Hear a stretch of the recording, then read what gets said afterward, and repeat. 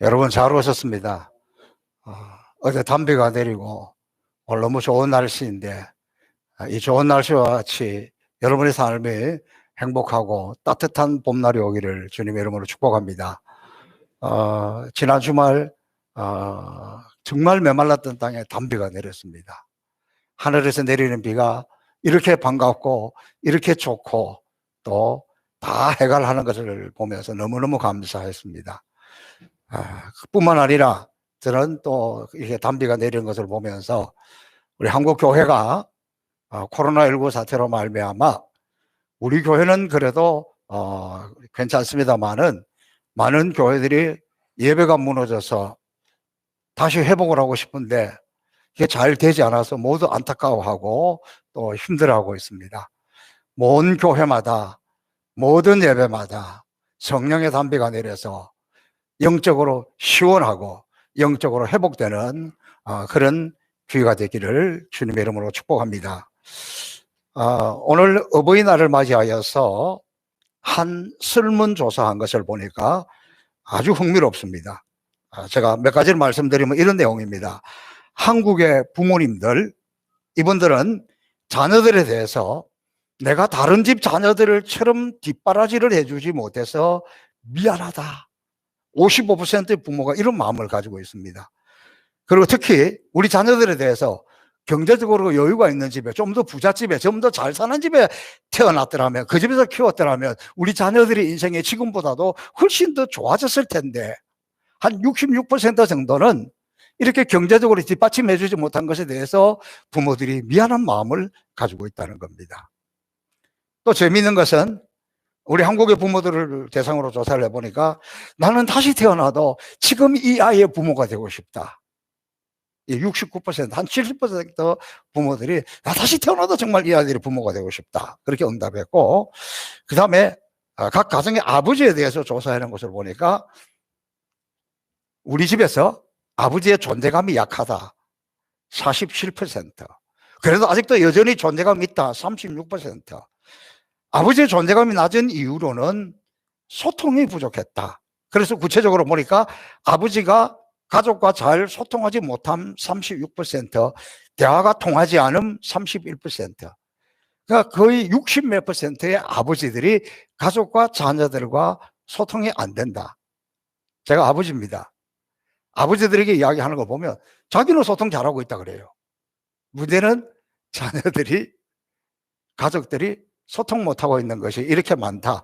그래서 우리 집이 행복하지 않는 이유, 제일 큰 이유는 뭐냐? 소통이 되지 않는다. 우리 가정은 이게 서로 소통이 안 돼서 우리 가정이 행복하지 못하다. 이게 제일 높습니다.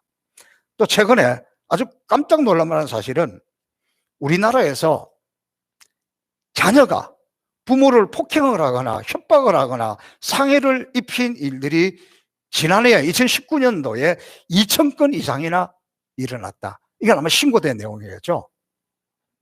그리고 최근 5년간 해마다 60명의 부모가 자녀들의 손에 의해서 목숨을 잃었다. 아주 무시무시한 그런 세상입니다. 제가 이것을 보면서 자식들이 정말 부모의 마음을 모르는구나. 그리고 부모가 자녀를 사랑하는 것보다 자녀들이 부모에게 효도하는 것은 정말 부족하구나. 왜 해마다 이렇게 어부이주를 시키는가? 이걸 우리가 잘 못하니까. 그래도 1년에 한 번씩 날을 잡아서 효도해라, 효도하는 마음을 가지자. 그런 뜻으로 하는 것이지 않겠습니까? 제가 이런 통계를 보면서 제 마음에 문득 내가 모든 세상의 부모들에 대해서 잘할 수는 없지만 내가 우리 부모를 좀 더 챙겨야 되겠다. 이런 마음이 들더라고요. 그래서 오늘 설교 제목도 내 부모를 챙기세요.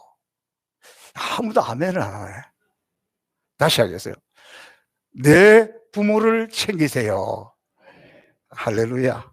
여러분, 제가 어버이 주일이 되면 설교하기가 참 부담스럽습니다. 왜냐하면 제가 어버이 주일 설교를 송포교에서만 17번을 했습니다. 똑같은 주제로 똑같은 설교를 하려고 하면 힘들잖아요.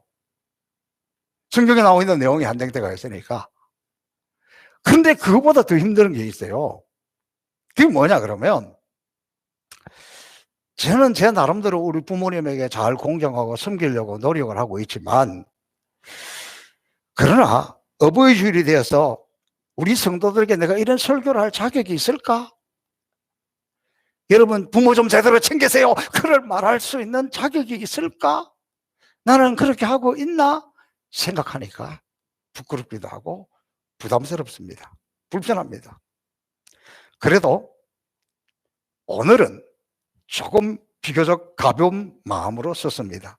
그 이유는 이번 주간에 우리 아들 가족하고 함께 부산에 부모님을 찾아뵙기로 약속했기 때문입니다. 2년 전에 우리 아들 결혼식에 부모님이 오셨을 때 어머니가 저에게 이렇게 이야기하더라고요. 지금은 우리 부모님에게 정손주가 6명입니다. 그때는 둘이밖에 없었을 때예요. 근데 저보고 이렇게 이야기하는 거예요. 야야, 그 손주 보면 이쁘다. 그런데 정손주를 보니까 그거하고 비교할 수 없을 정도로 너무너무 예쁘다는 거예요. 정손주를 보면. 저는 아직 안 봐서 모르겠습니다. 여러분 중에 보신 분이 있습니까? 아, 별로 없네요. 근데 그렇게 이쁘다는 거예요. 정손주를 보면. 그래서 이 어버이 주일을 맞이해서 우리 손녀를 참 이제 정조 할아버지, 정조 할머니에게 보여주러 간다고 생각을 하니 그 아이를 보고 우리 부모님이 얼마나 기뻐하실까? 얼마나 행복해 하실까? 얼마나 좋을까? 그리고 저는 제 나름대로 제가 그 무엇을 하는 것보다 이번에 제일 큰 효도를 하구나. 여러분은 동의 안 해도 저는 그렇게 생각을 해요. 그것이 무엇보다도 가장 큰 효도다 생각을 하고 이렇게 기대하고 있습니다. 근데 엊그저께 저희 어머니가 전화가 왔어요.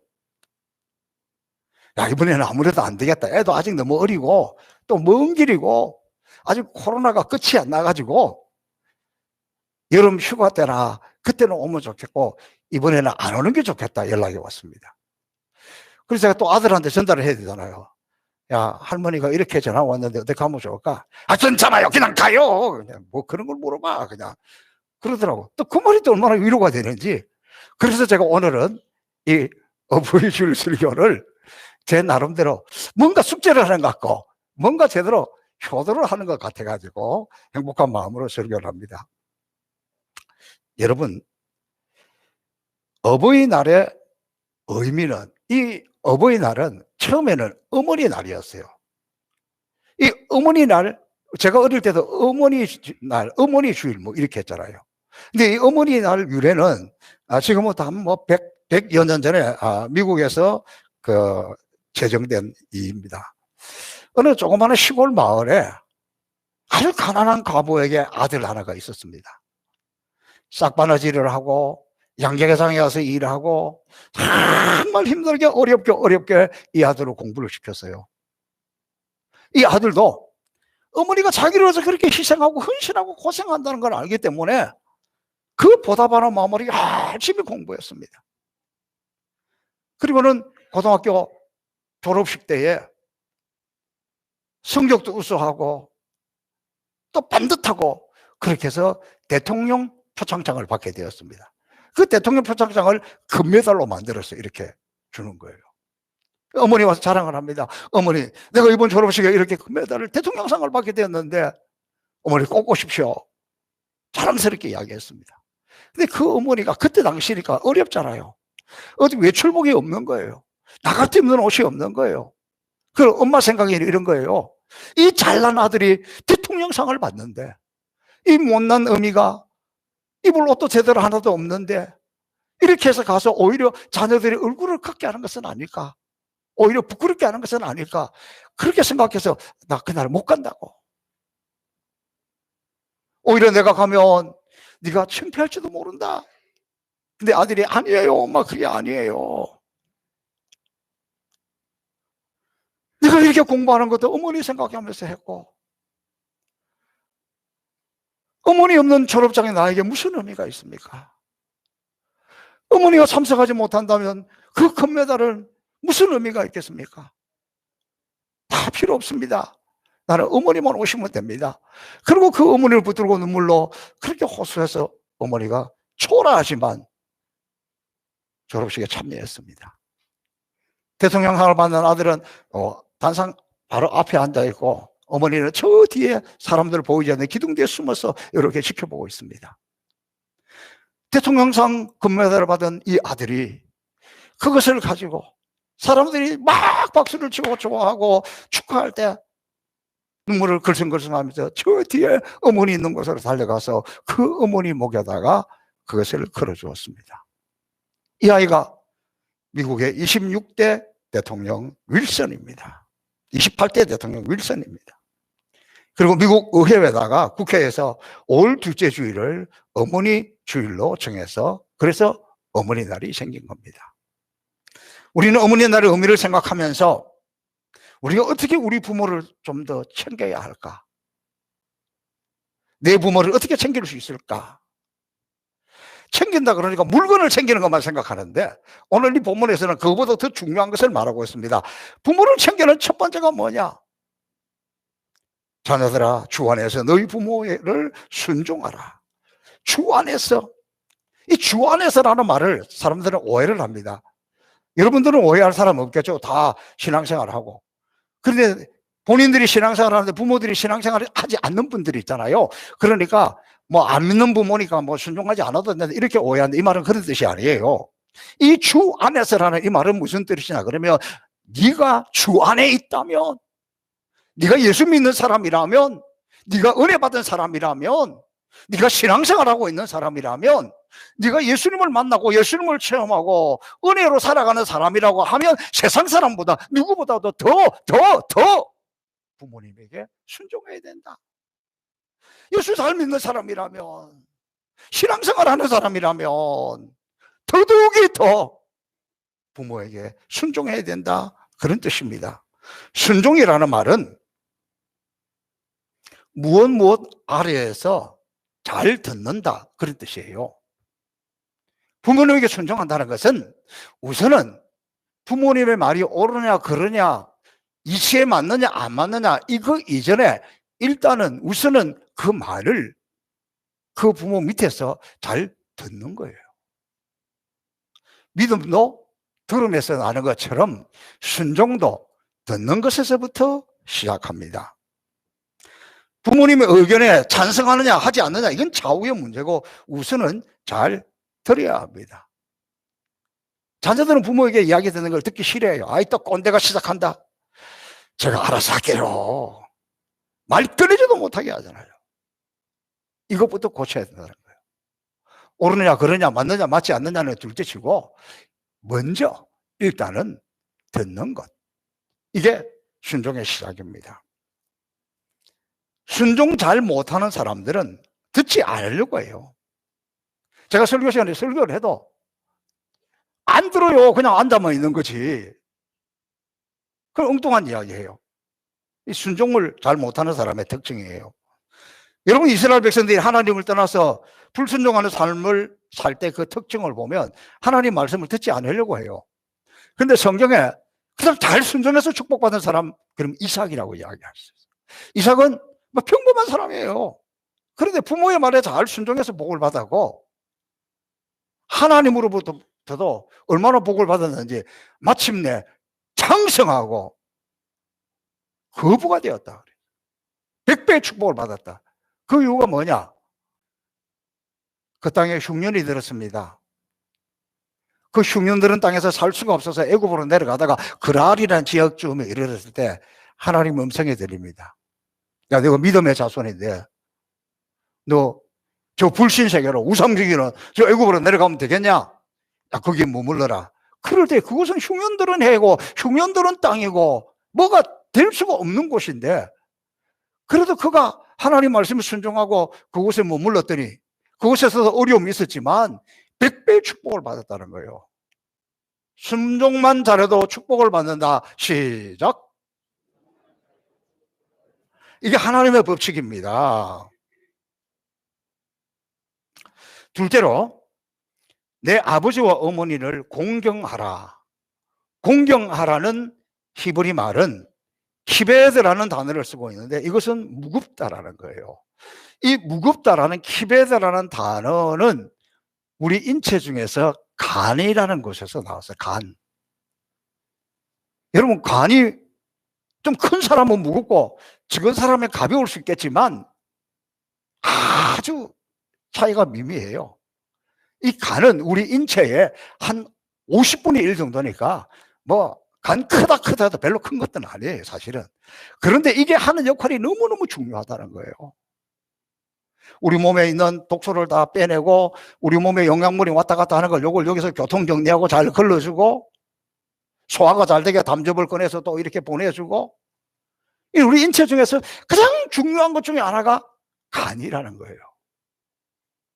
그래서 간이 상하면 얼굴에부터 금방 표시가 나요. 얼굴이 시커매져요. 이 간이 그만큼 중요하다. 그래서 부모님을 간처럼 소중하게, 귀하게, 무겁게 그렇게 받아들여야 된다.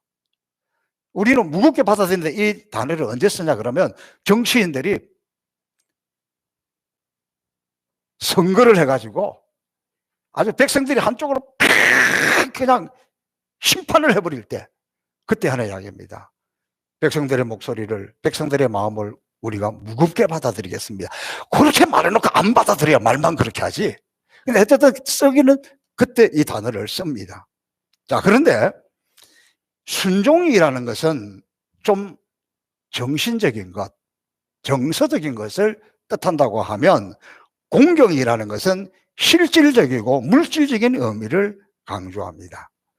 공경한다는 것은 말로만 하는 것이 아니라 눈에 보이는 무엇인가를 해드리는 거예요. 부모님을 위해서 눈에 보이는 것을 무엇인가를 해드리는데 부모님을 우습게 소중하게 여기는 가장 중요한 행동 중에 하나가 뭐냐? 그 첫 번째는 권위를 존중해 주는 거예요. 권위를 존중해 주는 거예요. 연세가 드실수록 은퇴하고 그럴 때 뭐라 그럽니까? 뒷방에 나앉는다 그러잖아요. 그러면 뒤로 쳐져 있다?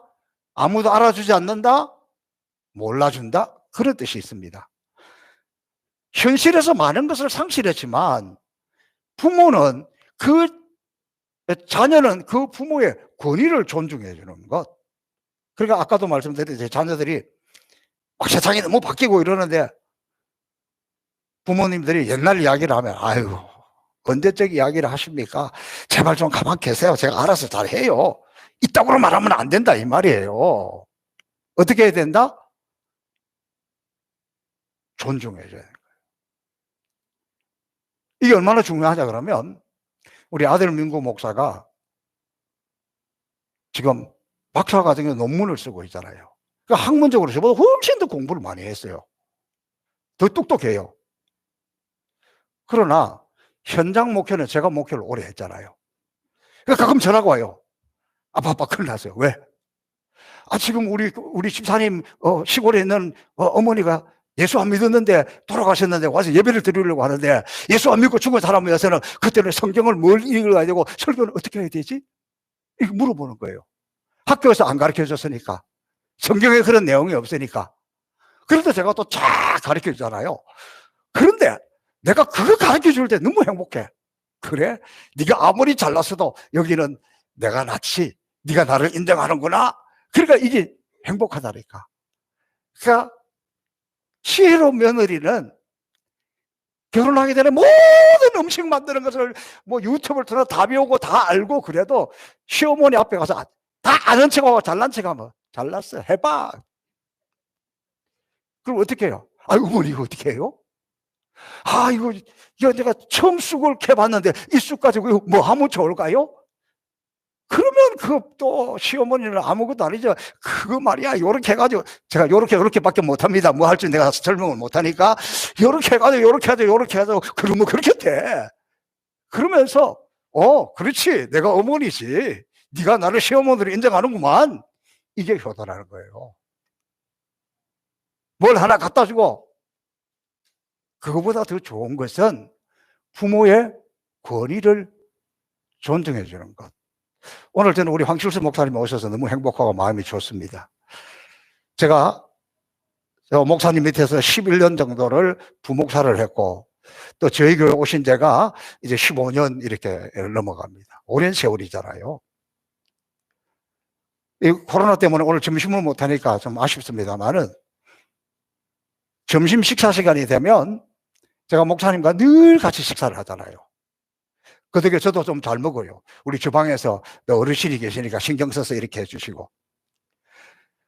제가 그 시간에 늘 많은 말씀을 듣는 편입니다. 그런데 저한테도 자꾸 물어봐요.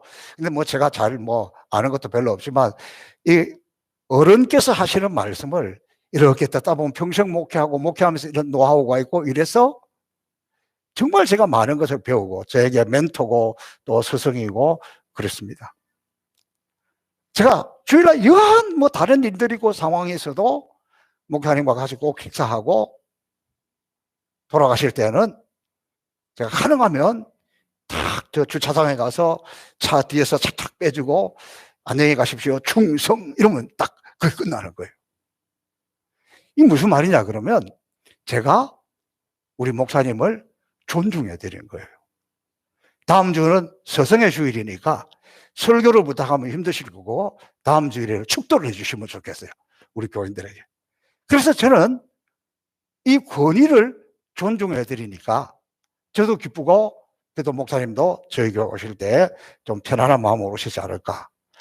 그래서 효도한다는 게 다른 무엇보다도 부모님의 권위를 존중해 주는 것, 그것이 여러분에게 다시 회복되는 그런 날이 있기를 바랍니다. 그 다음에 그것만 존중해가지고 되는 게 아니에요. 뭐가 따라와야 돼? 여기 따라와야 돼. 사람 살아가는 데는 어디든지 여기에 따라와야 된다니까. 여러분, 이번에 무슨 설문조사하는 거 보니까 연세 드신 어르신들이, 부모님들이 제일 싫어하는 선물이 뭔지 아세요?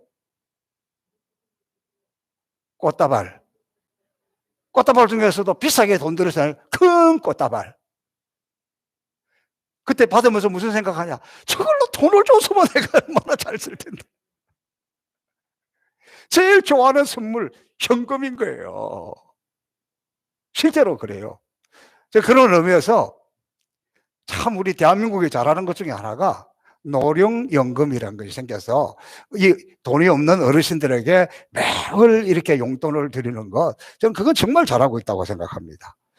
자, 어쨌든 자녀들이 이렇게 생각하는 거예요. 특별히 부모님 몸이 불편하다, 움직이지 못한다, 나가지도 못한다, 그럼 뭐라고 생각해요? 뭐 나가지도 못하고 돈 쓸 데도 없는데 돈이 뭐가 필요해? 이건 자녀들의 생각이에요. 움직이지 못하는 어른들의 생각은 뭡니까? 내가 수입도 없고 나가지도 못하니까 자녀 손들이 찾아오는 것을 얼마나 기다리겠습니까? 그 어려운 자녀들이 찾아오면, 시집간 몇째 딸이 너무 어렵게 살면 늘 마음에 걸리다가 그게 어떻게 찾아오면 어떻게, 그동안에 모아놨던 그거 좀 주는 거예요. 그러면 또 그 꼴을 못 보는 형제들이 있어. 내가 시킨 용돈들이라 해서 써놨더니 말이야, 여기 내가 어렵게 드리는데 그걸 갖다가 아주 얄미운 누구에게 또 줘버리다니, 그거 보기 싫어서 안 준다. 그게 아니요, 그러면 안 되는 거요. 부모의 마음을 생각해야지. 부모는 안 된 자식, 아픈 자식, 부족한 자식이 늘 마음에 걸리는 거예요. 그래서 어떻게 한 푼이라도 있으면 그거 주고 싶은 거예요. 요즘 손자, 소녀들도 할머니, 할아버지가 용돈이라도 줘야지 안 가요. 그러니까 어떻게 해서라도 이 현금이 좀 필요해요. 현금이.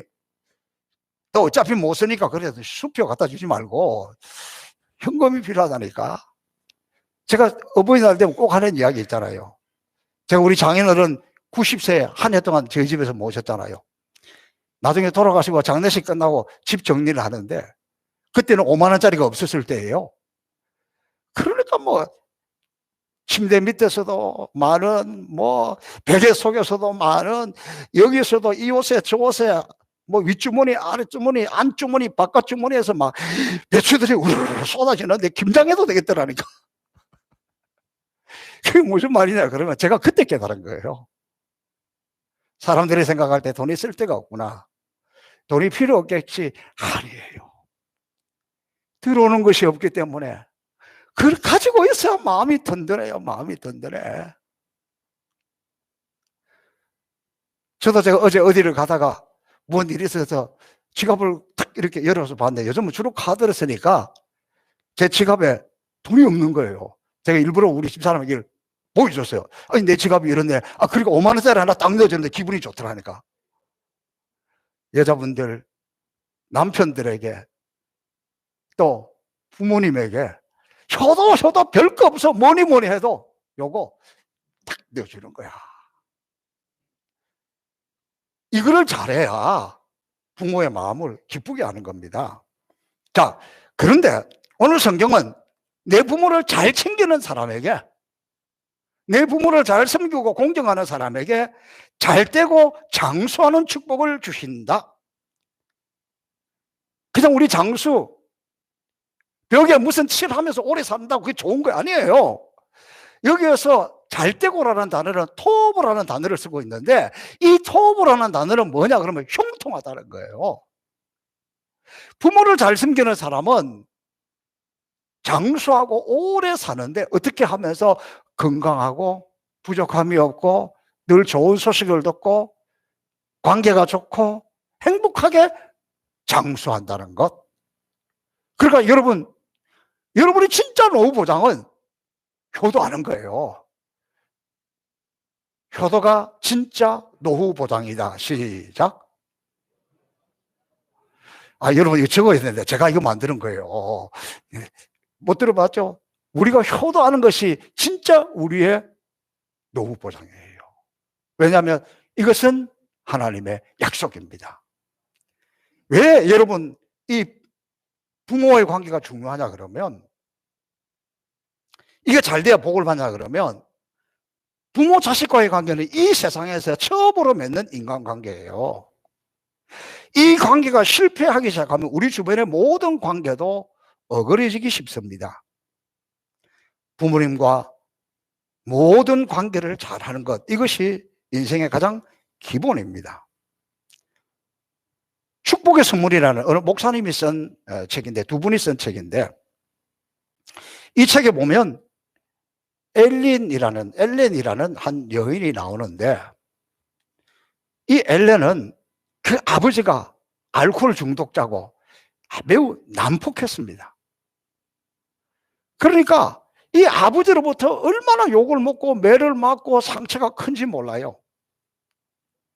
그래서 이 엘렌은 생각하기를, 내가 빨리 커서 이 집을 벗어나야 되겠다, 아버지를 벗어나야겠다, 그렇게 생각을 하는 거예요. 그리고 그 어느 정도 장성했을 때 집을 떠났습니다. 집을 떠나 멀리 가면서 내 다시는 아버지 안 볼 거야, 내가 아버지로부터 벗어나니까 이렇게 좋아, 그러면서 아무것도 없이 그냥 도시로 갔습니다. 그런 이 엘렌이 고생하면서 예수님을 만났어요. 예수 믿게 되었어요. 결혼도 했습니다.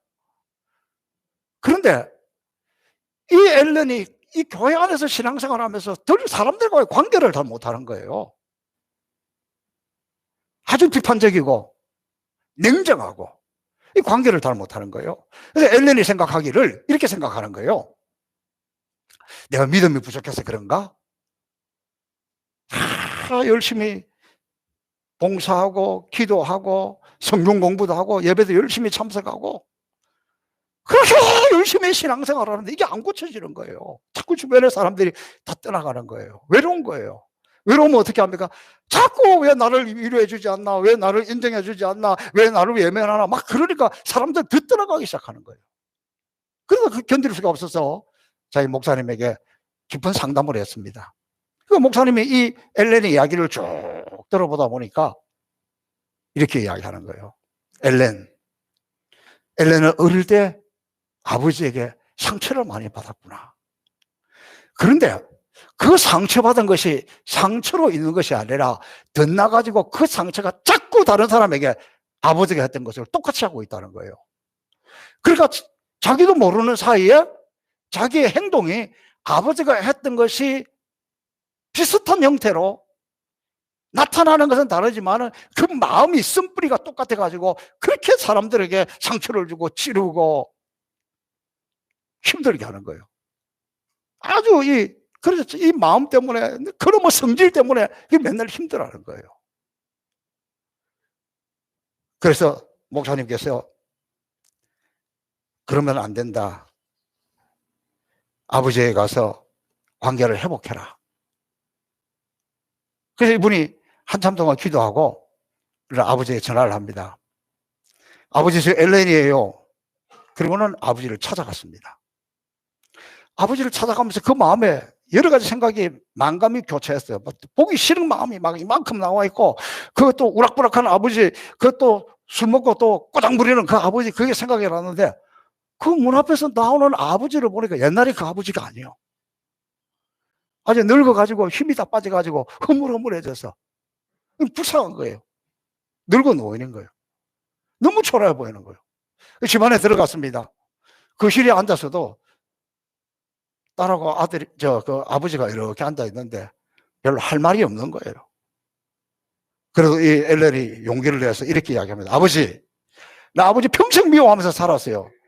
아버지 빨리 죽었으면 좋겠다고 생각했어요. 아버지 막 저주했어요.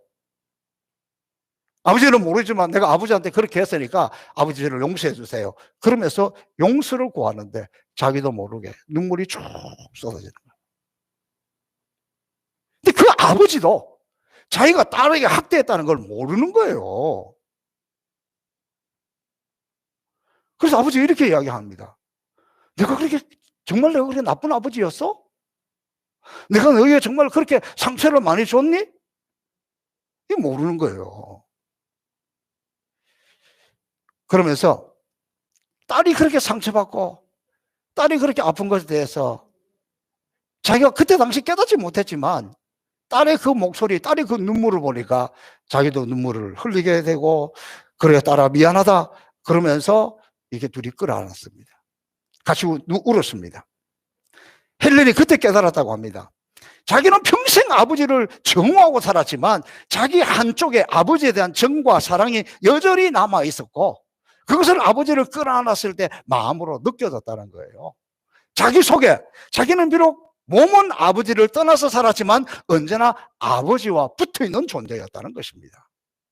놀라운 것은 아버지에게 용서를 해달라고 고백하고 아버지를 사랑한다는 고백을 하고 난 다음에 엘렌의 모든 관계가 회복되고 좋아졌다는 거예요. 그 이전에는 다른 사람을 원망하고 다른 사람을 비판하는 그런 마음을 가지고 살았는데, 그렇게 아버지를 용서하고 아버지의 용서를 받고 나니 다른 사람에 대해서 긍정적으로 보는 눈이 떠이고 사람이 기본적으로 좋아지는 마음의 변화가 일어나는 은혜의 문이 열리게 되었다는 겁니다. 저는 목회하면서 많은 우리 성도들이 이유를 모르는 자기 성격의 문제, 불쑥불쑥 그냥 막 튀어나오는 그 성질 때문에 힘들어하고 고통스러워하는 것을 많이 봅니다. 부부 사이의 문제, 자녀 사이의 관계가 너무너무 힘들어요. 그런데 알고 보면 놀랍게도 어린 시절에 부모님과의 관계 때문에, 부모에게 받은 상처 때문에 그것이 잘못되어서 내 속에서 나타나고 있다는 거예요. 오늘 어버이 주일을 맞이해서 다시 한번 이 말씀을 드리는 것은, 하나님 우리에게 내 부모를 순종하라, 공경하라, 잘 챙겨라 이렇게 말씀하시는 것은 부모를 좋게 하기 위함인 것보다 내가 축복을 받기 위함이고, 내가 부모에게 받은 상처나 내가 부모로부터 받은 관계가 깨어진 그것으로 인해서 나는 그것에서 벗어나려고 하지만 벗어나지 못하고 묶여 있어서 여전히 그 성질 때문에, 여전히 그 상처 때문에, 여전히 그 고통 때문에 힘들어하고 있는 우리가, 하나님은 그것에서 벗어나기를 원하는 거예요. 여기서 벗어나야 가정에서도 사회에서도 사람들과의 관계가 회복되고 인생이 참으로 복된 인생으로 살아갈 수 있다는 거예요. 그러니까 이 관계는 멀리 있는 것이 아니라 나 뭐 부모님이 먼저 돌아가시고 없는데 없어도 용서를 구하고 용서하세요. 있으면 정말 진심으로 이 관계가 해결되지 않으면 여기에 내가 묶여 있어가지고 다른 관계가 안 된다니까. 그러면 나만 힘드는 것이 아니라 우리 자녀들에게도 우리 후손들에게도 이웃들에게도 다 힘들게 그렇게 만들 수밖에 없어요. 본인은 모르지만 현실은 그렇게 나타나는 거예요. 그러니까 오늘 어버이 주일을 맞이해서 처음 관계인 여기서부터 풀어져야 모든 관계가 풀어지고 우리가 회복이 되고 행복한 인생을 살아가요. 지금 누구 때문에 용서하고 누구 때문에 용서를 받느냐? 부모님 때문에 아니야. 그게 아니야. 그게 아니고 나 때문에 그러는 거예요. 지금 부모는 내가 힘들어하는 거 힘들어하는 거지. 하나님은 우리가 힘들어하는 거 힘들어하는 거지. 다른 거 아니에요. 부모는 자식 잘 되면 그것으로 그만이에요. 그러니까 내가 정말 행복한 인생이 되고 내 인생에 좋은 관계들을 회복하고 만들어 가려고 하면 첫 번째 첫 단추부터 회복하고 풀고 용서하고 용서받고 그래야 이 관계들이 회복이 된다. 그래야 나도 행복하고 우리 주변도 행복하다. 이게 해결되지 않으면 왜 내 주변에 모두 이런 인간들 말고 나에게 힘들게 하는 인간들 말고 도움이 되는 인간들 하나도 없고 원망할 수밖에 없는 거예요. 이게 풀리면 아유 이분이 이렇게 고마운 분이었구나. 이분이 나에게 이렇게 도움되는 분이었구나. 참 이 사람도 고맙고 저 사람도 고맙고 장수하고 형통하는 복을 누리게 된다는 거예요. 사랑하는 행복의 사성 보겠습니다. 여러분 오늘 어버이 주기를 맞이해서 다시 한번 우리 마음에 이런 관계가 회복되고 하늘의 축복이 통로인 부모를 통해서 흘러가는 것이 다시 우리를 통해서 흘러가는 복된 인생이 되기를 주님의 이름으로 축복합니다. 살아계신 아버지 하나님 감사합니다. 오늘 어버이 주일을 맞이해서 주님의 말씀 내게 주신 말씀인 줄로 믿고 성령이여 우리를 오셔서 만져주셔서 우리가 먼저 회복이 되고 치유가 되고 우리의 남은 인생 행복한 인생으로 살아갈 수 있도록 축복하여 주옵소서. 감사하며 예수님 이름으로 축복하며 기도하옵나이다. 아멘.